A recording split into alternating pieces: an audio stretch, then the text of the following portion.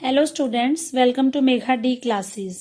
आज हम अपनी वीडियो में थ्योरीज ऑफ इवोल्यूशन को डिस्कस करेंगे। पहले जो मैंने आपके साथ इस लेसन की वीडियोस शेयर की हैं उसमें हमने theories of origin of life के बारे में पढ़ा था कि जो लाइफ है वो सबसे पहले धरती पर कैसे शुरू हुई थी, किस तरीके से इनऑर्गेनिक मॉलिक्यूल्स बने, उनसे ऑर्गेनिक मॉलिक्यूल्स बने, उससे सेल्स बने और सेल्स ने आगे फर्दर ऑर्गेनिजम्स बनाए थे। बट इवोल्यूशन कैसे हुआ इसके लिए भी अलग अलग साइंटिस्ट ने अपनी अलग अलग थ्योरीज दी थी।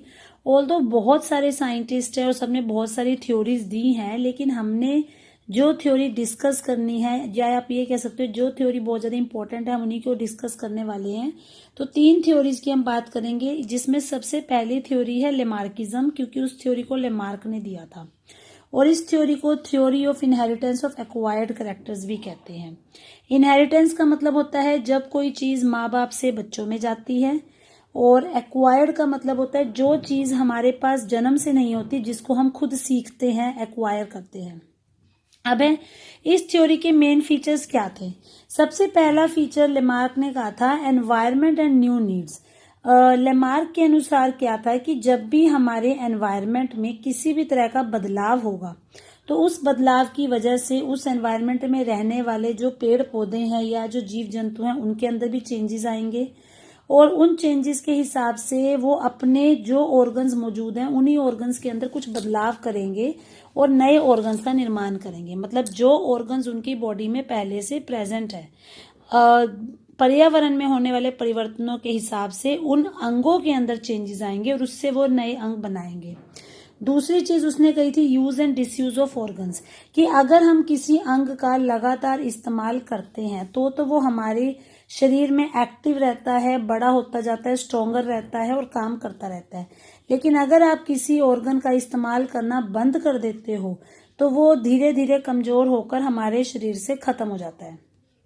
तीसरी बात उसने कही थी इनहेरिटेंस ऑफ एक्वायर्ड कैरेक्टर्स।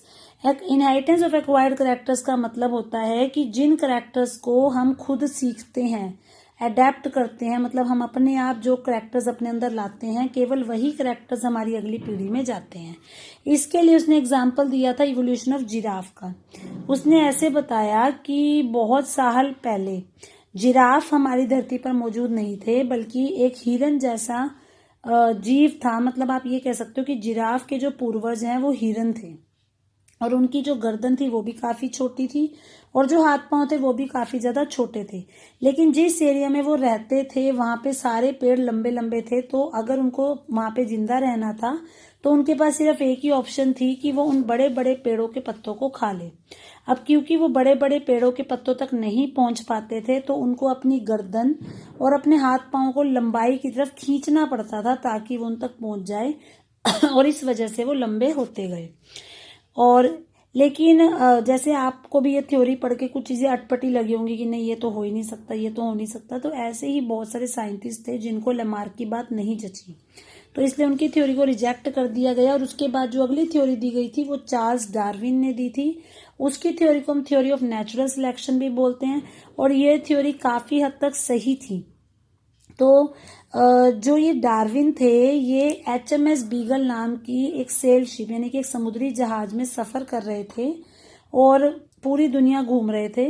तो वहां पर उन्होंने देखा कि मतलब उन्होंने ऑब्जर्व किया और अपनी ऑब्जर्वेशन से उन्होंने एक थ्योरी दी कि जब हमारे शरीर में या हमारे आसपास की दुनिया में छोटी छोटी कुछ वेरिएशन यानी कि कुछ बदलाव आते रहते हैं, तो जब वो सारे छोटे छोटे बदलाव एक्यूमुलेट हो जाते हैं, इकट्ठे हो जाते हैं और बहुत सालों तक ऐसे ही चलता रहता है, तो एक नई स्पीशीज का निर्माण हो जाता है। तो इसके लिए उन्होंने कुछ फीचर्स दिए थे। सबसे पहला फीचर उनकी थ्योरी का था ओवर प्रोडक्शन। उन्होंने ये बताया था कि हर एक जीव में पावर है कि वो बहुत सारी संख्या में ऑफस्प्रिंग्स पैदा कर सकता है। वो पैदा इसलिए कर सकता है क्योंकि सारे जीव तो उसमें से जिएंगे नहीं, तो केवल वो जीव जो अपने आप को एनवायरनमेंट के हिसाब से ढाल लेगा वो तो हमारी धरती पर जीवित रहेंगे, और जो अपने आप को ढाल नहीं पाएगा उसे हमारी धरती रिजेक्ट कर देगी। दूसरी चीज उसने ये बताई थी कि हमारी धरती पे जो भोजन यानी कि जो फूड है और जो स्पेस है वो बहुत ही लिमिटेड है, यानी कि सामान को इस्तेमाल करने वाले लोग तो ज्यादा हैं लेकिन जो सामान है वो कम है। तो ऑटोमेटिकली जो ज्यादा स्ट्रांग होगा, जो कंपटीशन में जीतेगा, वही उस चीज का इस्तेमाल कर पाएगा, बाकी इस्तेमाल नहीं कर पाएंगे। तीसरी चीज उसने बताई थी स्ट्रगल फॉर एग्जिस्टेंस। अब क्योंकि हमारी धरती पे जितने भी रिसोर्सेज हैं, यानी कि जितने भी संसाधन हैं, वो लिमिटेड मात्रा में या कम मात्रा में है, तो स्पीशीज के बीच में स्ट्रगल होगा, यानी कि स्पीशीज के जितने भी ऑर्गेनिज्म है, क्योंकि उनकी रिक्वायरमेंट सेम होंगी तो वो एक दूसरे से लड़ेंगे। तो इसमें केवल वही स्पीशीज जिसके अंदर ताकत है, मजबूत है, जो दूसरे को हरा सकती है, वो तो सरवाइव करेगी और अपनी रिक्वायरमेंट्स को पूरा कर लेगी, लेकिन जो दूसरी स्पीशीज है वो सरवाइव नहीं करवाएगी।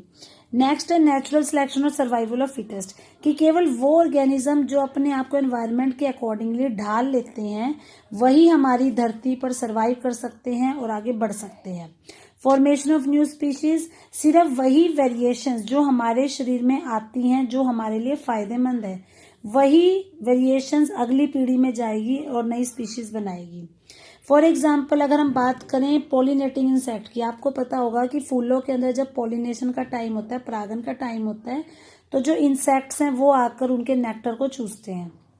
तो जो पॉलिनेटिंग इंसेक्ट्स होते हैं उनकी आगे प्रोबोसिस, मतलब जैसे ये कोई इंसेक्ट है तो इसके आगे एक आपने चोंच देखी होगी, उसको हम बोलते हैं प्रोबोसिस। तो प्रोबोसिस की जो लेंथ है वो हमेशा उतनी होगी जिस फ्लावर के अंदर वो रस चूसने के लिए जा रहा है। मतलब अगर उस फ्लावर का नेक्टर ज्यादा गहराई में है तो उस प्रोबोसिस की लेंथ भी ज्यादा होगी ताकि वो अच्छे से फ्लावर में चला जाए, और अगर किसी फ्लावर के नेक्टर की गहराई कम है तो प्रोबोसिस की लेंथ भी कम हो जाएगी। तो एल्फ्रेड वेलेस ये एक नेचुरलिस्ट थे, उन्होंने मेले एरिकिपेलागो में काम किया था और उन्होंने भी सेम वही सारी बातें बताई जो डार्विन ने बताई थी। तो क्योंकि अब उनकी थ्योरी को दूसरों की तरफ से भी स्पष्टीकरण मिल गया था तो इसलिए उनकी थ्योरी काफी हद तक सही थी। और उसके बाद जो फाइनली जो थ्योरी दी गई वो थी ह्यूगो डी वेरीज की म्यूटेशन थ्योरी, जिसे 1901 में दिया गया था। ह्यूगो डी वेरीज ने ये कहा था कि अगर कोई स्पीशीज पहले से मौजूद है तो उसी स्पीशीज से ही नई स्पीशीज का निर्माण होगा, और ये निर्माण एक ही सिंगल जनरेशन यानी कि एक ही पीढ़ी में भी हो सकता है। और वो कैसे हो सकता है कि कई बार जो स्पीशीज पहले से मौजूद है, कई बार उसमें ही कोई जेनेटिक वेरिएशन यानी जीन लेवल पे कोई बदलाव आ जाता है और वो सडनली अपने आप आ जाता है, जिसको आप म्यूटेशन बोलते हो। तो एक म्यूटेशन होने से हो सकता है पल भर में ही पुरानी स्पीशीज से नई स्पीशीज बन जाए। तो उन्होंने ये कहा था कि इवोल्यूशन होने के लिए जो म्यूटेशन है वो होनी जरूरी है, यानी कि म्यूटेशन एक तरह से कच्चे माल का काम करती है, तभी इवोल्यूशन हो पाएगा। ये म्यूटेशंस एकदम से हो जाती हैं और इनका इफेक्ट हमें एकदम से दिखता है, मतलब इमीडिएटली इफेक्ट प्रोड्यूस करती हैं। ये नहीं है कि म्यूटेशन आई और आपको 1-2 साल वेट करना पड़ेगा, आपको उसी समय पता लग जाएगा कि इस म्यूटेशन के होने से उसमें क्या चेंज हुआ है। जो म्यूटेशन है ये हर डायरेक्शन में दिखेगी, मतलब हर जगह पर दिखेगी, और ये जितनी भी म्यूटेशंस है ये इनहेरिटेबल है, मतलब कि ये पेरेंट्स से आगे उनके ऑफस्प्रिंग्स में जा सकती है। कई बार ऐसा भी होता है कि एक सिंगल म्यूटेशन होने की वजह से भी एक नई स्पीशीज का, एक नई प्रजाति का निर्माण हो सकता है। तो जब एक सिंगल स्टेप की वजह से ही म्यूटेशन हो जाती है तो उसे हम बोलते हैं साल्टेशन। इवोल्यूशन जो है ये एक डिसकंटिन्यूस और जर्की प्रोसेस है, मतलब जरूरी नहीं है कि हमेशा इवोल्यूशन होता रहे, लगातार होता रहे, कई बार होता है कई बार नहीं होता। और जर्की का मतलब होता है झटके लगना, कि हो सकता है कभी तो इवोल्यूशन एकदम से चलता रहे और हो सकता है कभी एकदम से रुक जाए। तो एग्जाम्पल के तौर पे यहाँ पे हम एनकन शीप का उदाहरण ले सकते हैं। एनकन शीप जो है एक शीप की ऐसी वैरायटी है जिसकी टांगे बहुत ही छोटी होती हैं। तो ये इनके जो एंसेस्टर्स थे वो नॉर्मल शीप ही थी, मतलब जो नॉर्मल भेड़ हम देखते हैं वही थी। लेकिन क्या हुआ, उसी नॉर्मल भेड़ के अंदर म्यूटेशन हुई और वो एनकन शीप में बदल गई, मतलब एक ऐसी शीप में बदल गई जिसकी टांगे बहुत ही छोटी थी। तो क्या हुआ कि जिस जगह पर ये शीप पाई जाती थी वहां पे लोगों ने अपने खेतों के बाहर जो है फेंसिंग कर रखी थी, बाड़ा लगा रखा था। तो ये जो शीप है, ये जो नॉर्मल शीप थी, ऑर्डिनरी शीप थी, वो तो उसको कूद जाती थी, जंप कर जाती थी। लेकिन उनमें एक म्यूटेशन हुई, म्यूटेशन की वजह से एनकन शीप बन गई। तो इन शीप की टांगे छोटी थी तो इस वजह से ये उन झाड़ियों को कूद नहीं पाते थे, लेकिन ये नेचुरली हुआ था और सिंगल म्यूटेशन की वजह से हुआ था। तो ये ह्यूगो डी वेरीज की म्यूटेशन थ्योरी के एक एग्जाम्पल है कि कई बार सिंगल म्यूटेशन होने की वजह से भी पुरानी स्पीशीज से नई स्पीशीज का निर्माण हो सकता है। तो आज हमने थ्योरीज ऑफ इवोल्यूशन किया है और इसके बाद जो एविडेंसेस ऑफ इवोल्यूशन है वो हम अपनी नेक्स्ट वीडियो में डिस्कस करेंगे।